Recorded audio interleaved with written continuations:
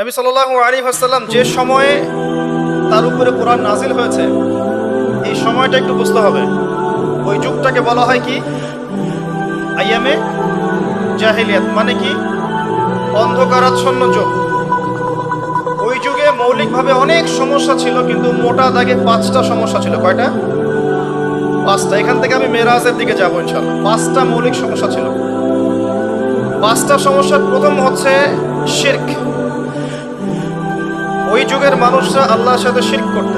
তারা মূর্তি পূজা করত, তারা মাধ্যম পূজা করত, তারা কবর পূজা করত, তারা মৃত ব্যক্তির পূজা করত, তারা প্রকৃতির পূজাও করত কোনো কোনো ক্ষেত্রে। আর অল্প কিছু মানুষ ছিল নাস্তিক, অল্প কিছু, খুব বেশি না। এই যে শিরকের এই সমস্যাটা এখনকার বিশ্বের মধ্যে নাই। আচ্ছা, দ্বিতীয় সমস্যা ছিল রিবা বা সুদ। তাদের ম্যাক্সিমাম মানুষ সুদ ভিত্তিক অর্থনীতির সাথে জড়িত ছিল। এই সমস্যাটা কি এখনকার বিশ্বে নাই? দ্বিতীয় সমস্যা ছিল রিবা, যেটা এখনকার বিশ্বের অন্যতম মৌলিক সমস্যা। আপনি যদি বিশ্বের অর্থনীতির দিকে তাকান, আপনি দেখবেন বিশ্বের পুরো অর্থনৈতিক সিস্টেমটা সুদ ভিত্তিক। কেউ এর বাইরে নয়, কেউই বাইরে নয়। আমরা এমন একটা যুগে বাস করছি যেখানে কেউ যদি সুদ থেকে বাইরে থাকতে চায়, যে আমি মোটেই খাবো না, একবারেই খাবো না, টোটালি খাবো না, তারপরেও তার গায়ের মধ্যে সুদের ছিটা ফোটা লাগবে।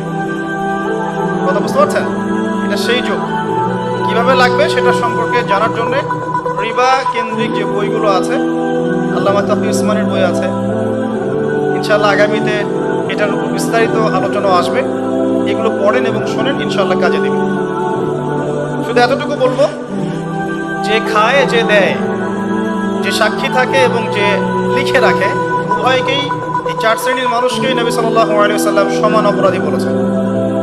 পুরো সিস্টেমটার মধ্যে এগুলো পড়ে যাবে।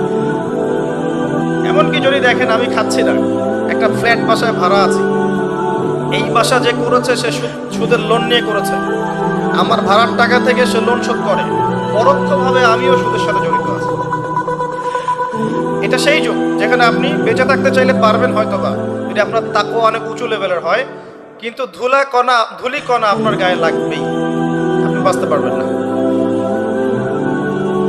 তৃতীয় সমস্যা ছিল মাদক। আইয়ামে জাহিলিয়াতের তৃতীয় সমস্যা ছিল মাদক।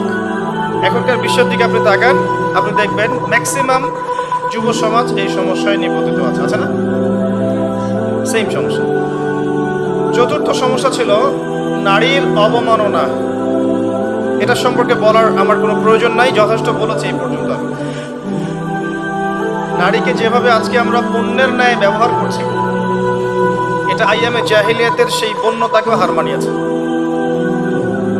5 নম্বর সমস্যা ছিল গোত্রীয় দ্বন্দ্ব, গোত্রীয় রক্তক্ষয়ী সংঘাত। এই 5টা ছিল মৌলিক সমস্যা। এখন আপনি আপনার সমাজ এবং বিশ্বের দিকে তাকিয়ে দেখেন এই 5টা সমস্যা আছে কি নাই? আছে। এরকম একটা যুগে জন্ম নিয়েছেন প্রিয় নবী মুহাম্মদ রাসূলুল্লাহ সাল্লাল্লাহু আলাইহি ওয়াসাল্লাম। এরকম সমাজে থেকেও তিনি কখনো পাপের ধার কাছেও যান নাই। বলেন সুবহানাল্লাহ। এরকম একটা সমাজে থেকেও যখন তিনি নবী হননি, তখনও পাপের ধার কাছেও তিনি যান।